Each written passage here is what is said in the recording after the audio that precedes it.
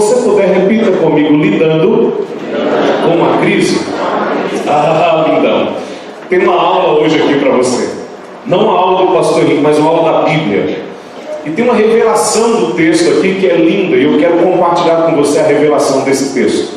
Em 2 Reis, capítulo 4, verso de 1 a 7, diz assim: E uma mulher, das mulheres dos filhos dos profetas, clamou a Eliseu, dizendo: Meu marido, teu servo, morreu, e tu sabes que o teu servo temia ao Senhor. E veio o credor levar-me com os meus 2 filhos para serem servos. E Eliseu lhe disse: Que hei eu de fazer? Declara-me o que tens em casa. E ela disse: Tua serva não tem nada em casa, senão uma botija de azeite. Então disse ele: Vai e pede para ti vasos emprestados a todos os teus vizinhos, vasos vazios, não poucos. Então entra e fecha a porta sobre si e os seus filhos, e deita azeite em todos aqueles vasos, e põe à parte a que estiver cheio. Partiu, pois, dele, fechou sobre si e sobre seus filhos, e lhe trazia os vasos, e ela os enchia. E sucedeu que os cheios que foram os vasos, disse o seu filho: Traz-me mais um vaso. Porém ele lhe disse: Não tem mais vaso nenhum. Então o azeite parou. Então veio saber o homem de Deus, e ele disse: Vai, vende o azeite, paga a dívida, e vende e vive do resto. Esse texto é lindo, irmãos. E esse texto tem muito a ver com os nossos dias de hoje. Me permita só ir ali cumprimentar os irmãos, mas acompanhe a minha voz no texto, que conta o seguinte: uma mulher, ela era esposa de dos profetas, os discípulos dos profetas. Naquele tempo tinha assim o arraial dos profetas, onde ficava o pessoal que profetizava. E profetizar naquele tempo da Bíblia não era só dizer: Eis que eu te digo. Não. Profetizar também era aquele pessoal que ensinava a palavra, que ministrava a palavra. Samuel inaugurou a escola de profetas, e Eliseu e Elias deu continuidade à escola de profetas. E na escola de profetas não era para aprender e dizer assim: é isso que eu te falo. Não, de maneira nenhuma, era para dizer assim: olha, Deus diz assim, a palavra diz assim. Era para isso que servia o profeta também no Antigo Testamento. Aí de vez em quando ele chegava e profetizava e falava a respeito do povo e aquela coisa toda. E dentre as situações ali dos profetas, na família dos profetas, morre quem morre? Morre o esposo da mulher. Irmão, naquele tempo, mulher não tinha emancipação financeira que nós temos hoje. Naquele tempo, a mulher dependia financeiramente 100% do marido. A mulher tinha um papel fundamental na religião judaica. Algumas pessoas acham que mulher no judaísmo, mulher no Antigo Testamento não tinha vez, mas muito pelo contrário. Estava eu esses dias estudando a respeito do papel da mulher no Antigo Testamento, e a mulher era responsável por sustentar a vida religiosa da família. Era a mulher que pegava o alimento, e o alimento do judeu era diferenciado. Era a mulher que preparava a Páscoa, era a mulher que preparava todo o ritual da casa, era a mulher que fazia um papel crucial. Mas financeiramente, tia Lália, as mulheres não é igual assim. A senhora é a senhora. Empresária aqui, irmão. Tia Lália trabalha demais. Diferente, tia Lália, da senhora, a mulher daquela época era 100% na mão do marido. O marido morreu. Simplesmente, a mulher ficou numa situação difícil, porque o provedor da casa, ele sustentava a casa, o dinheiro do ganha-pão acabou. Agora, pior ainda, que o cidadão, além de morrer, deixou dívida. Eu preciso aprender com cada pontinho da Bíblia. E eu queria que você dissesse para essa pessoa linda do seu lado: ande com tua vidinha arrumada, viu? Para tu não dar trabalho para os outros depois de morrer.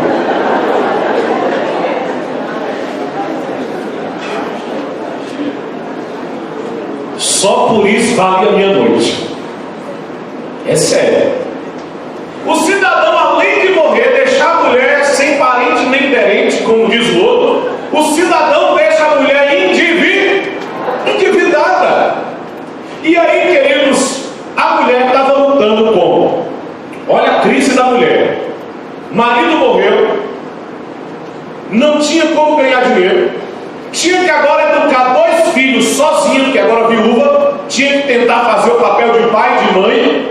E além de tudo isso, o marido deixou, e aí vieram os credores, né? Bateram na porta os credores e disseram: olha, a gente veio buscar o pagamento.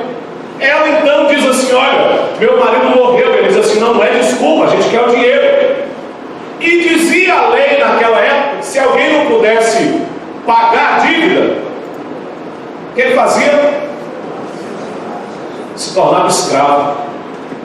E aí os credores dando prazo para ela, porque deu tempo ela ir conversar com o profeta, dizendo: olha, tem um prazo para você nos pagar. Se você não nos pagar, nós vamos pegar você, seu filho e seu outro filho como escravo.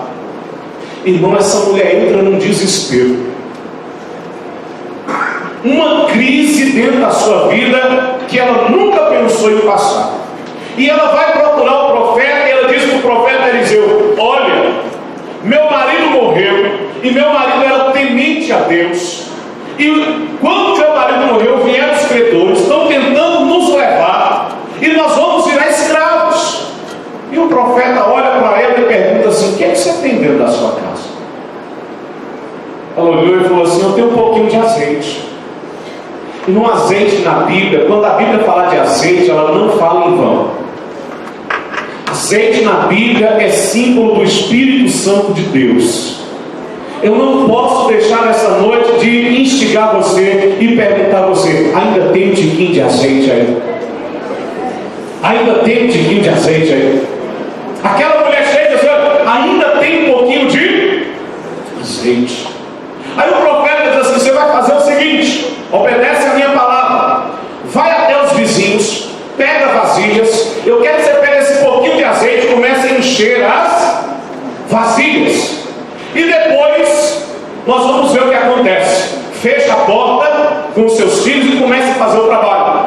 E essa mulher faz como o profeta disse: pega um pouquinho de azeite, começa a encher as vasilhas, e aí os filhos começam a trazer outras vasilhas e começam a encher, começam a trazer. E é interessante, irmãos, que ali a multiplicação começa a acontecer, o azeite começa a multiplicar, multiplicar, multiplicar, de forma que ela olha para os filhos assim: traga mais vasilhas. E os meninos falam assim: mãe, não tem mais vasilha não. E quando ela olhou, havia um monte de vasilha cheia de azeite. Ela chega até o profeta e diz: profeta, as vasilhas estão cheias de azeite. E agora o profeta fala assim: você vai abrir uma microempresa, você vai ser uma distribuidora de azeite. Você paga os credores, vende o azeite, e você vai distribuir azeite aí pro resto da sua vida, e você vai viver em paz com seus filhos. Essa história tem tanto ensinamento para a minha vida. A primeira coisa que eu aprendo nessa história, querido, é a seguinte: repete comigo: todo mundo passa por Cristo. Quem era essa mulher, irmão? Essa mulher era esposa dos filhos dos profetas. Quer dizer que ela era o quê, queridão? Ela era crente. Essa mulher era crente. E não era crente dessas marquinhas chulé que a gente vê aí não, viu? E você sabe que tem um crente com duas marcas peba aí, não sabe? Você não sabe que tem uns crentes aí com umas marcas com sua misericórdia? Uns crentes que dá vergonha a gente dizer que é crente?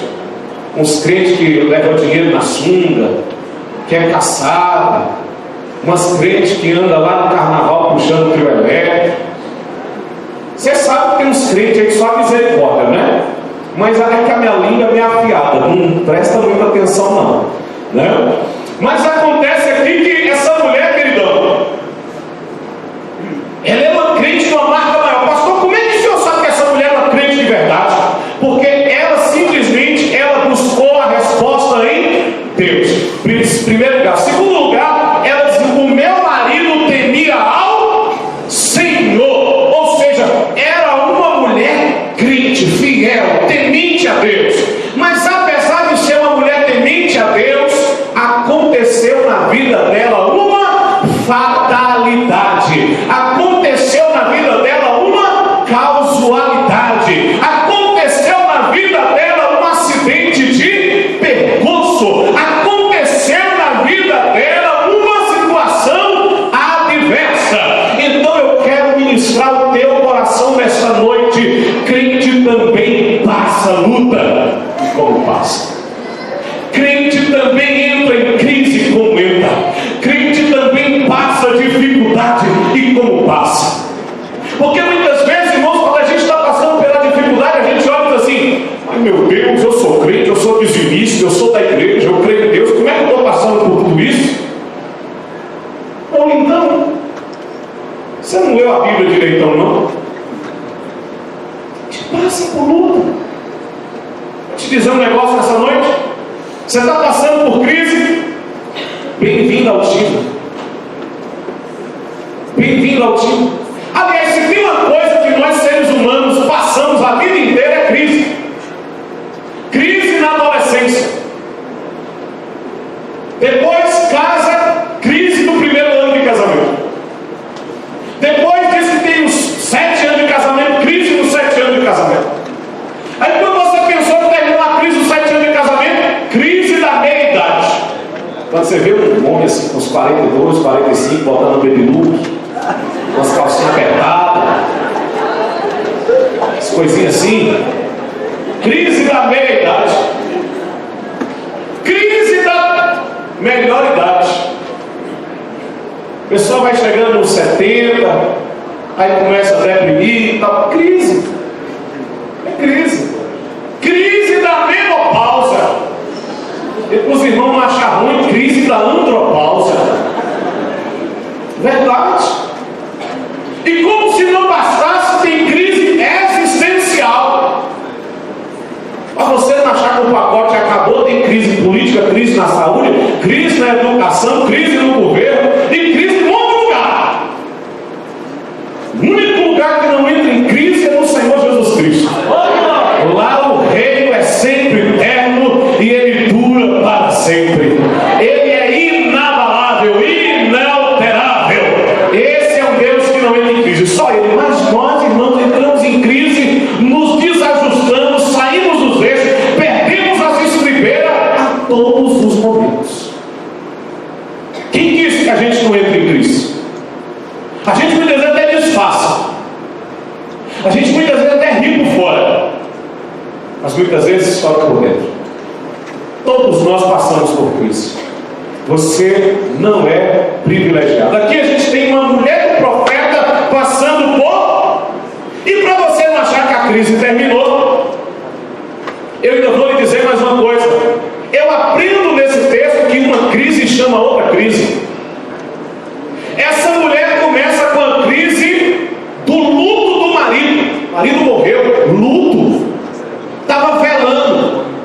Velório do marido. O marido nem esfriou na tumba. Ela sofrendo com a morte do marido. Lá vem os cobradores. Essa mulher começa a sofrer a crise financeira, a crise emocional e a crise de identidade, porque agora ela era uma mulher casada e passa a ser uma mulher viúva. Crise de identidade. Essa mulher começa a sofrer uma crise atrás da... A gente chama isso na saúde, Lucas, de comorbidade. Nome bonito, né? Comorbidade. Anote aí, né? O que é a comorbidade, pastor? É quando a doença vem acompanhada de outra. Ninguém vem com uma doença só, irmão. Não. Fulano está com depressão. Ninguém nunca só está com depressão.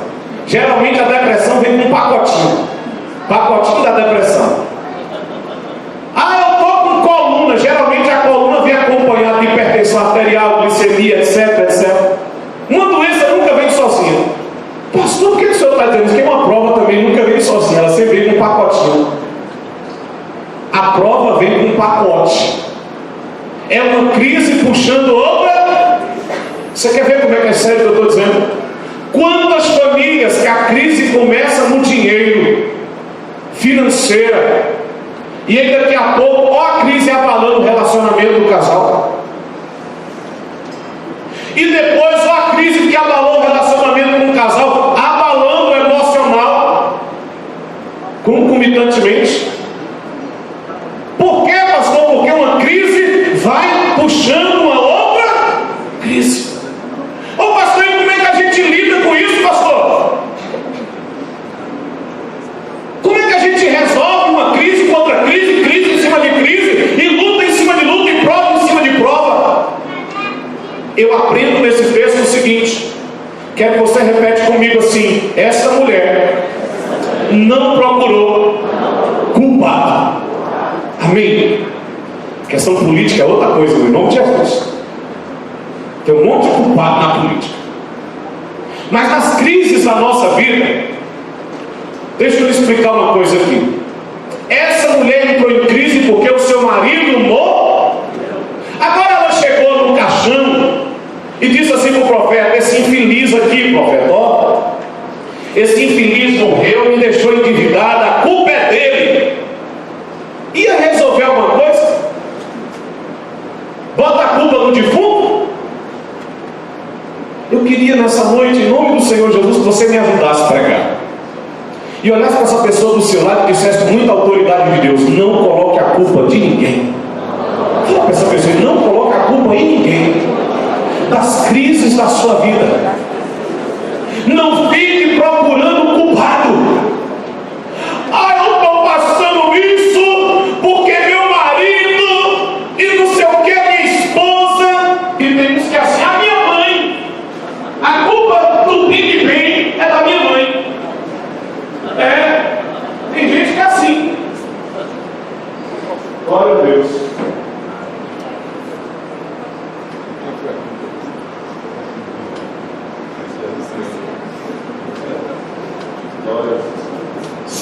A culpa é de quem? De manhã. As torres gêmeas se destruíram lá. A culpa é de quem? Manhã. A Coreia do Norte está lá com o ditador. A culpa é de quem? Manhã. Olha, está tendo agora uma situação na Síria. Está todo mundo fugindo e a Europa está enchendo de imigrantes. Milhares de pessoas morrendo. A culpa é de quem? De meu pai. O mundo está assim por causa do meu pai. A culpa é do meu pai. Irmão, deixa eu lhe dizer uma coisa nessa noite, em nome de Jesus. Para de botar culpa nos outros para as crises da sua vida. Porque enquanto você estiver botando culpa no outro, você nunca vai encarar a crise de verdade. Enquanto você ficar atribuindo ao outro a culpa do que você está passando, você vai fugir e vai negar a crise. E é muito fácil botar a culpa no outro, não é, irmão? Agora imagine aqui, você em alto mar, afundando, e aí você está assim, afundando. Oh Deus, eu vou morrer aqui, porque o capitão do navio não pilotou o navio direito. Eu estou morrendo, viu? Eu estou morrendo. E Deus está dizendo: nada, infeliz.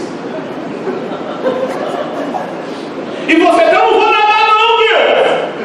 A culpa é dele. É ele que não pilotou esse navio direito. Deus está dizendo: filho da tua mãe, nada direito. Nada. E você está dizendo: não, Deus, a culpa é dele. Irmão, que tem gente assim, que Deus está dizendo: filhão, nada.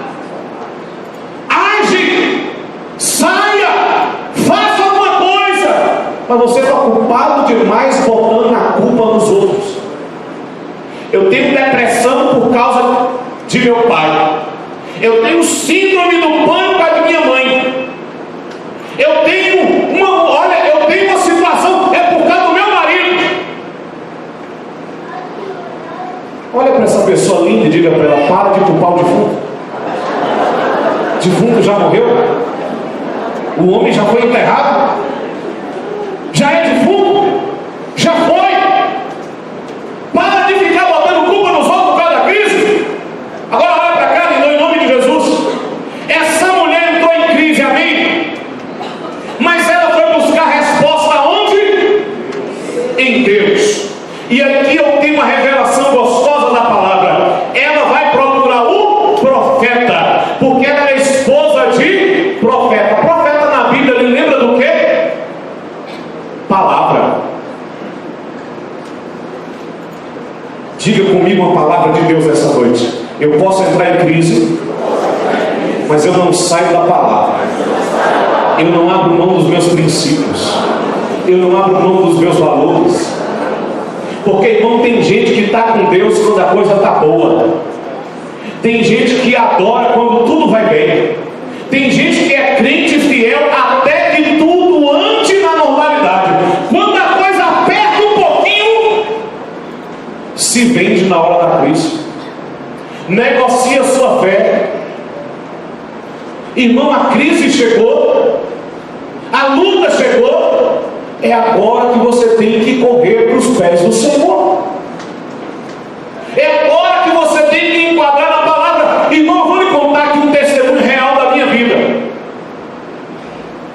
Tem mais ou menos uns 3 anos e meio que veio uns vereadores aqui. Entrou no meu gabinete e disse assim para mim: pastor Henrique, nós sabemos que o senhor precisa de um terreno para a igreja. Eu falei: realmente preciso. E eles olharam para mim e com a cara mais lavada do mundo, uns crentes, vereador, e disseram assim para mim: olha, pastor, o senhor sabe com a mão lava a outra? Eu falo mesmo. Não pensa que me na minha mão, eu tenho autoridade para pregar, meu irmão. Fala! Ó, pastor Henrique, aí a gente faz o seguinte: a gente ajeita lá com o prefeito, o senhor faz uma associação, a gente consegue aprovar na Câmara de Vereadores, e aí a gente consegue um terreno lá para a sua igreja, construir um projeto, fazer o que o senhor quer na vida. Agora o senhor sabe com a mão lava a outra, né? Vai chegar a campanha aí de vereador, prefeito, e nós precisamos de voto. Então o senhor pega os votos dos crentes, em outras palavras, negocia os votos dos crentes de sua igreja, e a gente lhe dá o terreno que você quer. Ô irmão, subiu um zelo santo que consome a vida do pastor.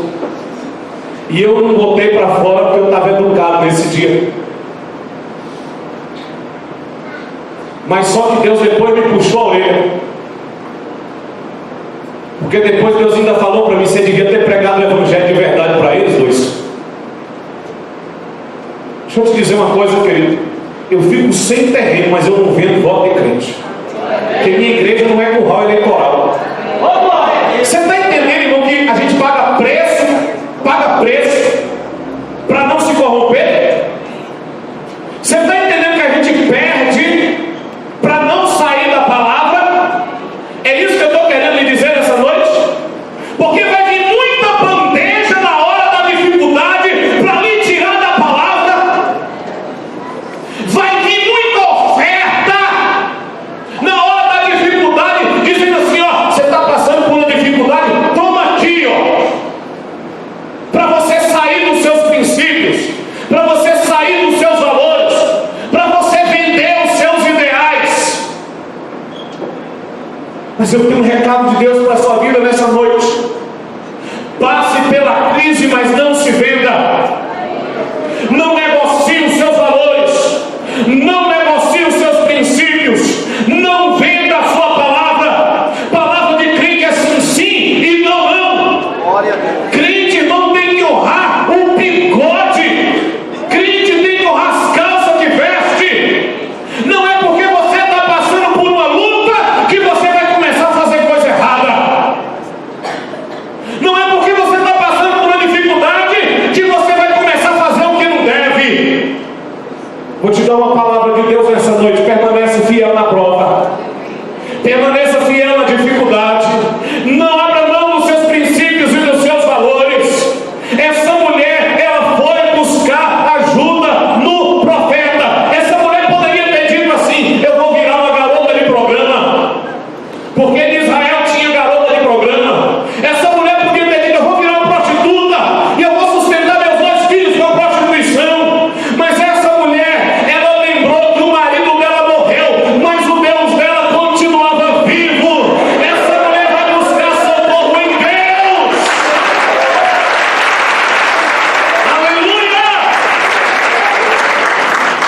Não se venda, não se prostitua espiritualmente, não negocie os seus princípios, não abra mão daquilo que você acredita. Seja você passando a luta que você passar, na faculdade, no emprego, na escola, no comércio, nos relacionamentos, Não abra mão dos seus princípios. Ah, pastor, mas eu estou passando aqui, só eu sei. Sim, Deus sabe o que você está vivendo. Aleluia. Glória a Deus. Essa mulher, ela tinha um marido, 2 filhos. Diga comigo assim: essa mulher vivia bem. Fala, príncipe, essa mulher vivia bem. Mas o marido morreu e ela começou a viver. Eu vou pregar algo nessa noite, eu quero que você anota, porque é a coisa mais difícil na hora da luta. E aqui eu vejo escrito: enfiar o pé pela mão. E eu quero que você anote isso que eu vou lhe dizer aqui agora. Essa mulher precisa agora se adaptar à crise. Isso é difícil. Irmãos, eu me lembro quando eu namorava com Rosana. E aí eu tinha um Uno 91. E ela fazia geografia na UESB. E não tinha um para-brisa, Rosana? Ou era um limpador do para-brisa? Era um limpador do para-brisa, né, filha? E a gente ia para o UESB, chovia. Eu dirigia o carro com a cabeça para o lado de fora e limpava com o braço. Glória, coitada, dizia minha irmã é doida. Como é que namora com esse rapaz? Ah, luta, irmão, vocês não têm noção na vida. Oh, luta!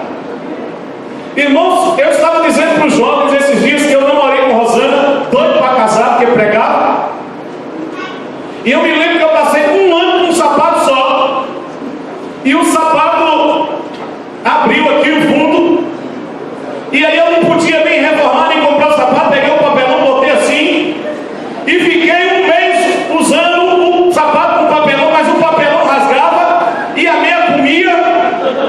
E aí eu saí do prejuízo, porque de tanta meia que rasgou, dava para ter comprado, vou botar outro sapato no pé.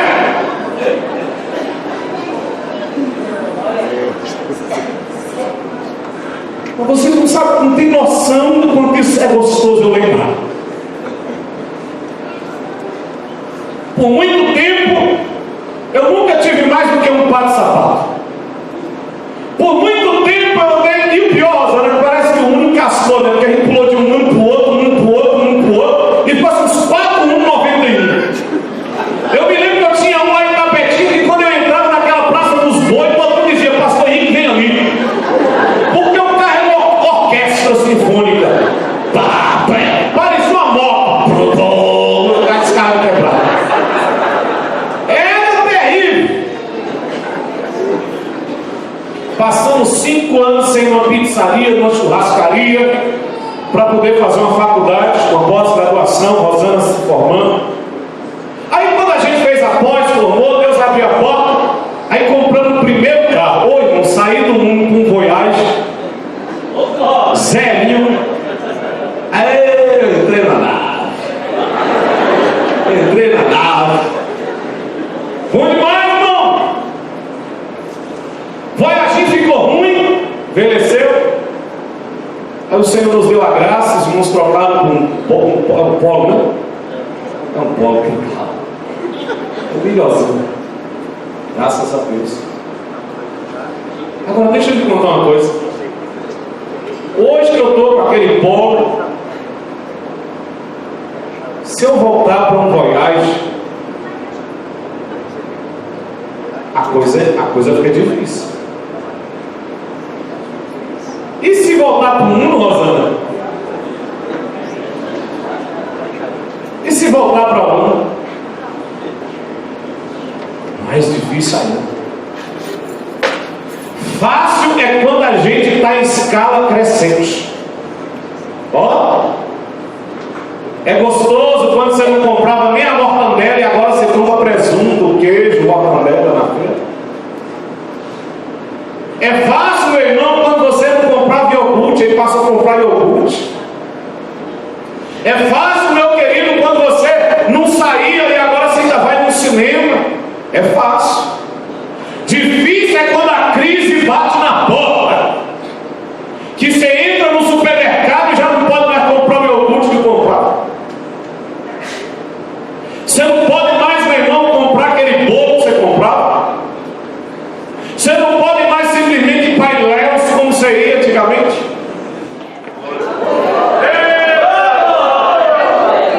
Luciano, essa semana você arrume isso em nome de Jesus, viu? Não, a gente velho. Irmãos, difícil é quando você andava no carro bom e você começa a retroceder. Isso é a coisa mais difícil que a gente tem na vida. E a gente chama isso de quê? Adaptação. Diga comigo, tem muita gente que não consegue se adaptar à crise. Quer continuar comendo caviar quando devia estar comendo rapadura. Tem muita gente, irmão, que andava com carrão, glória a Deus, mas agora vai ter que andar no carrinho, porque não está ganhando como antes. Pastor, essa mensagem não é de Deus, não é? Essa é de Deus. Você não quer ouvir, mas é de Deus. Porque eu não sou irresponsável igual meia dúzia de pastor e de profeta que fica ali profetizando, dizendo que você vai ter, você vai ter, você vai ter, e você fica se afundando cada vez mais. Eu tenho responsabilidade do que eu prego e a igreja em que eu pastoreio. Tem muita gente, irmão, era bom, ou o pastor era bom quando eu viajava, eu tinha dinheiro, fazia isso, fazia aquilo, mas agora não pode mais, meu irmão. E você vai ter que se adaptar a esse novo estilo de vida. E na vida é assim, tem momento que a gente tem que dar um passo para trás para depois dar dois para frente. Tem momento na nossa vida que a gente tem que dar um passo para trás para depois dar dois para frente. Agora deixa eu lhe dizer uma coisa. Sabe o que eu aprendo com o apóstolo Paulo quando ele escreve a carta e diz: tudo posso naquele que me fortalece? Filipenses 4:13. Antes de escrever tudo posso naquele que me fortalece, ele diz assim: eu pensei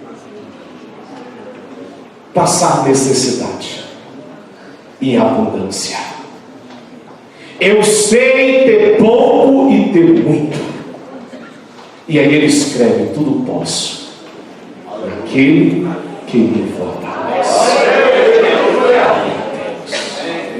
Você, mulher de Deus, que comeu caviar com seu marido, coma rapadura. Você que andou de carrão com seu marido, ande com carrinho agora. Você, filho que tinha tudo e agora não tem nada, trate seus pais do mesmo jeito. Você que era crente quando você tinha tudo e agora não tem nada, seja crente do mesmo jeito.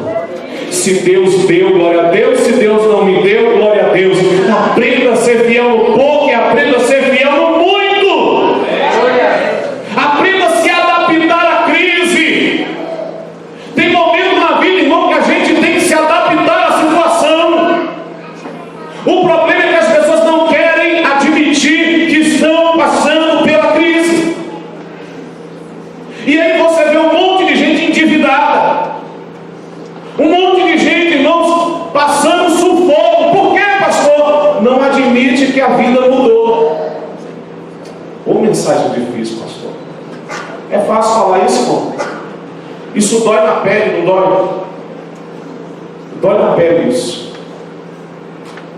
Mas deixa eu lhe dizer nessa noite: passa pela prova dando glória a Deus. Passa pela prova fiel a Deus. Sabe qual a coisa mais bonita aqui? A coisa mais bonita aqui é que, olha o que o profeta diz: você tem 2 filhos. Pega seus filhos, manda buscar vasilha e resolve o problema. Olha para esse irmão bonito e diga assim: família unida vence unida. Diga para esse irmão, isso é importante: a crise não pode separar a sua família.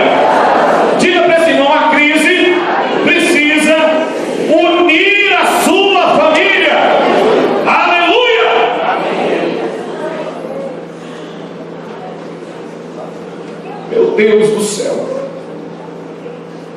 Que verdade tremenda essa palavra, irmão.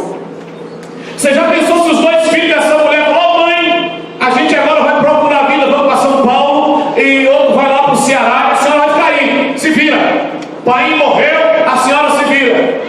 Sabe quem foi a salvação dessa mulher na hora da dificuldade? A família dela continuou do lado dela. Irmão, você está passando por uma crise, amém, mas coisa boa é você ter uma família unida na hora da dificuldade. É você ter filho que lhe abraça, mulher que lhe abraça, esposo que lhe abraça, parente que lhe abraça na hora da dificuldade.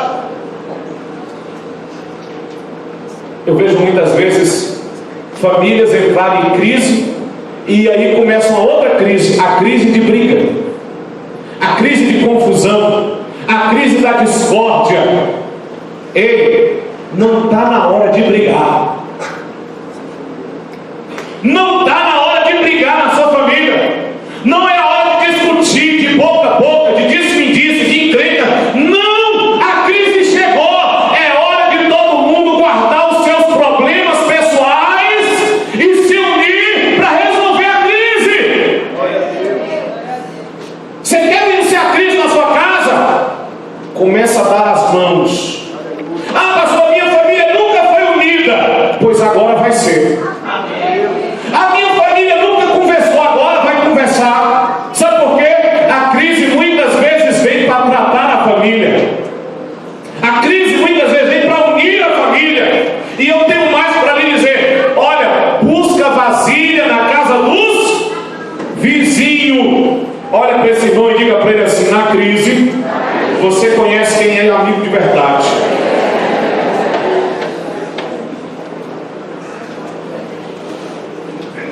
É ou não é? Tem um tal não fala Deus gostoso pairando aí.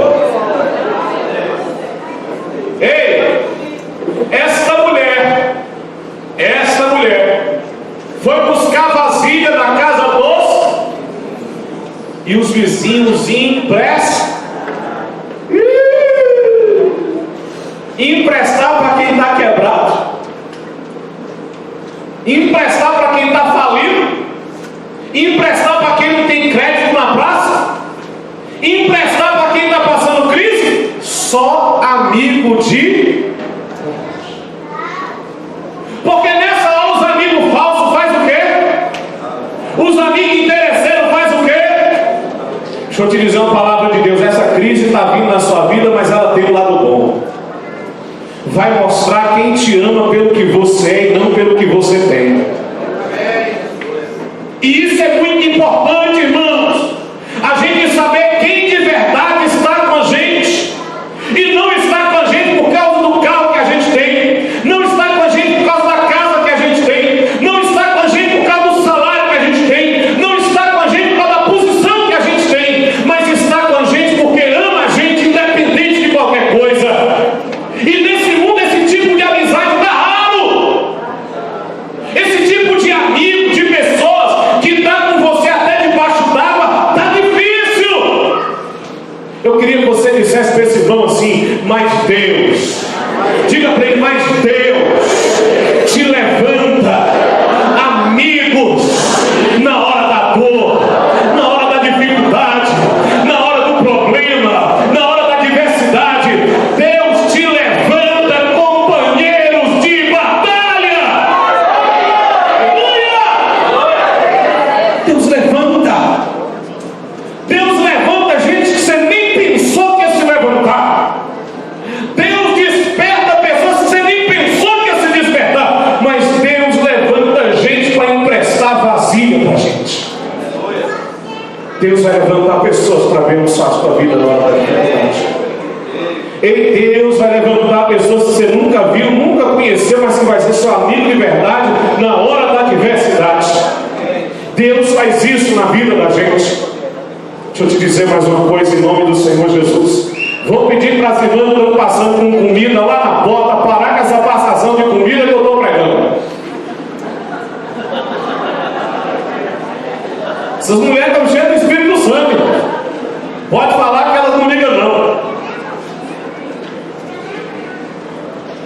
Deus. Diga comigo, a crise nos tira do conforto. Você quer ver um crente vir para a semana de oração? Ai, Jesus, é bom pregar demais, pastor Augusto. Não precisa nem esforço. Precisa? Olha que palavra gostosa. Deixa eu falar um negócio para você. Quer ver um crente vir para a semana de oração?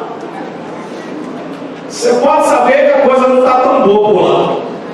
Aí o crente, ó, a semana toda de oração. Aí a gente quer pastor, macaco velho. Olha e fala assim, Jesus, o trem apertou. Por quê, pastor? Porque a crise nos tira do... Ô pastor, e nesse caso aqui, a mulher era dona de casa, estava lá, vidona, recebia tudo na mão, marido pagava as contas, aluguel, água, luz e tal. Mas aí o marido morreu, ela teve que fazer o quê? Sair de casa, buscar o profeta. E depois, pastor, virou empresária. Foi vender azeite. Então deixa eu lhe dizer uma coisa. Crise na vida de algumas pessoas representa tempo de crescimento. Eu quero profetizar nessa noite na sua vida. Essa crise não veio para te matar, ela veio para te fazer crescer. Não, você não entendeu, eu vou dizer de novo. Essa crise não é para te matar, é para te fazer crescer. Essa crise não é para te matar, é para te fazer crescer. Essa crise não é para te matar, é para te fazer crescer. Essa crise é para tirar você da zona do conforto. Essa crise é para te tirar de trás do balcão. Essa crise é para Deus despertar dons e talentos em você. É isso que acontece com essa mulher. Ela sai, ela vai buscar o profeta, mas aqui eu vejo mais ligando. Busca as vasilhas e começa a encher de azeite. E sabe o que é isso aqui? Isso aqui é fé, irmão. Olha para cá. A mulher tinha um tiquinho de azeite, igual essa água. Imagine aqui essa água e ele diz assim: traz uns tonel lá que eu vou encher os tonel com essa água. Foi mais ou menos isso que aconteceu. Me traz um tonel de 1000 litros que eu vou encher com esse pouquinho de água. E aí encheu. Me traz outro tonel de 1000 litros que eu vou encher de água com esse pouquinho de água aqui. Sabe o que é isso aqui? Fé. Fé na crise. Ato de fé. Olha para esse príncipe de Deus, me ajuda a pregar e diga para ele: você precisa ter fé na hora da dificuldade, na hora da crise, na hora do problema. Quando a coisa estiver indo ruim, você tem que se agarrar na sua fé, e você tem que praticar a sua fé, e você tem que crer no seu milagre. Você precisa acreditar no seu milagre. Você precisa acreditar no seu milagre, e você precisa acreditar no seu milagre. Amém? Essa mulher vai acreditando no milagre, pega e começa a derramar azeite, e Deus começa a fazer o milagre. Vai e busca, porque Deus vai fazer o milagre. Diga comigo, essa mulher começa a andar pela fé, a agir pela fé. A crise nos dá esse privilégio, porque a crise, irmãos, nos convida a andar pela fé. Antigamente você estava sustentado pela força do seu dinheiro e do seu trabalho, mas hoje quem vai te sustentar é Deus. Ei, antigamente você dependia da conta bancária, agora você depende de Deus. Ei, você depende de Deus. Você vai aprender a andar pela fé agora. Aleluia. Você vai levantar de manhã crendo que o azeite vai multiplicar na botija. Aleluia. Você vai acordar de manhã e acreditar que o azeite vai sair da botija.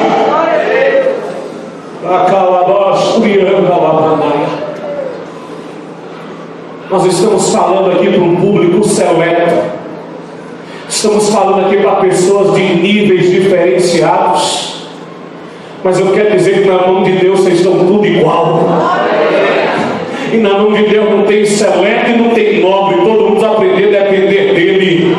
A depender dele. E a depender dele. E a crise nos coloca na dependência de Deus. Você vai andar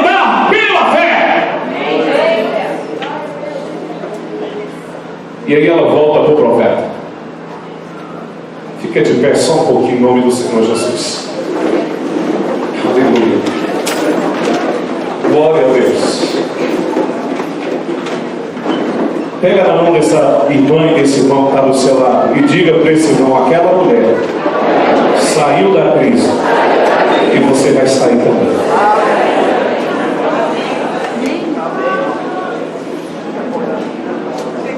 Eu não sei qual foi a crise que chegou na sua vida. Talvez não foi uma crise financeira, foi uma crise no casamento, uma crise na família, uma crise emocional, talvez até uma crise espiritual, ou talvez também uma crise financeira. Eu não sei que tipo de crise você está passando, mas eu quero que nessa noite, em nome de Jesus, você creia que aquele que multiplica o azeite está aqui. Aleluia! Ele pega 3 peixinhos e 5 pães e ele alimenta uma grande multidão. Ele pega o pouco e transforma em muito. Ele pega o pouco e transforma em muito. E o profeta pergunta para aquela mulher: o que você tem? E ela diz: eu tenho tão pouco. O profeta pergunta à mulher: o que você tem? E ela diz: eu tenho tão pouquinho. E talvez nessa noite você entrou aqui e diga assim: pastor, mas eu tenho tão pouquinho, eu tenho tantas poucas forças, eu tenho tantos poucos recursos. Não importa a quantidade que você tem, importa o Deus que você serve. O Senhor tem poder para te tirar dessa crise.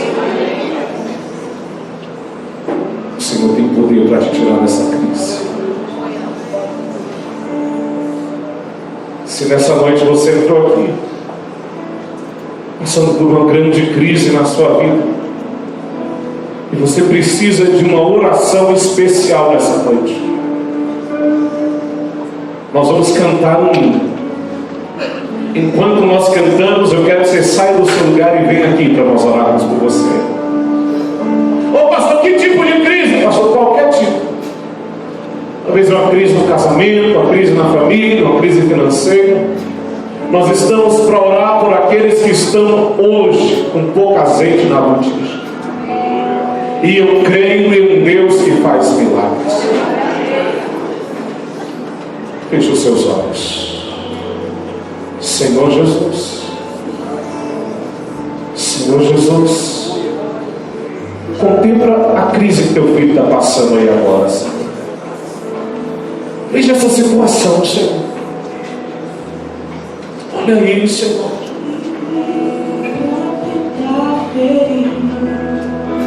O valente de Deus, em meio às suas guerras. Se você quiser sair do seu lugar para nós orarmos por você, pode vir. Que ataque é capaz de fazer olhar para trás e resistir. Tem vezes que é assim.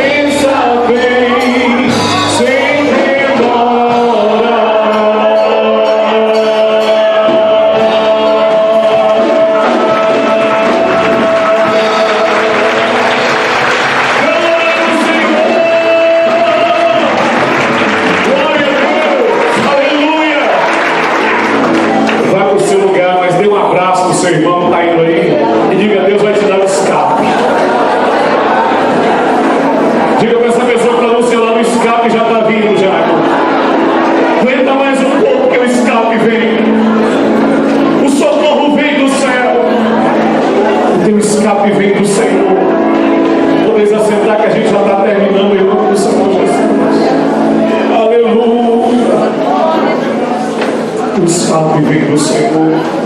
Se assenta só um pouquinho no lugar onde você está. Eu não posso deixar nessa noite perguntar se tem alguém nessa noite aqui que ainda não entregou sua vida a Jesus, mas nessa noite quer fazer uma aliança com Deus. Sabe, lindo, Deus quer entrar com providência na sua vida. Glória a Deus. Nós queremos orar.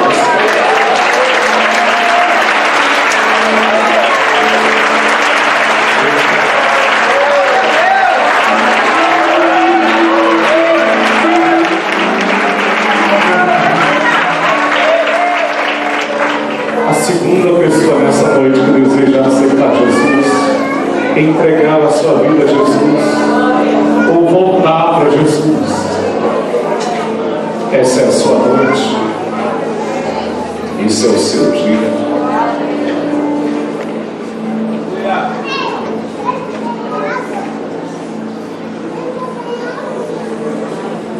Só fazer isso. Pastor, será que eu estou preparado para isso? Ninguém está preparado. Quem faz a obra na vida da gente é Deus.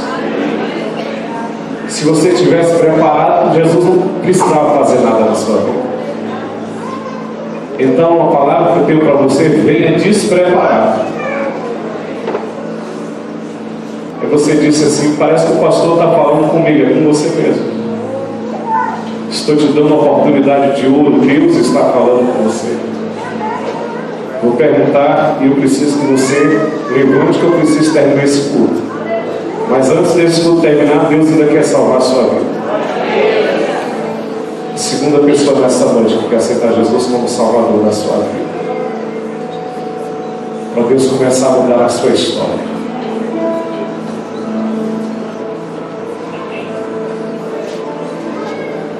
Vamos orar?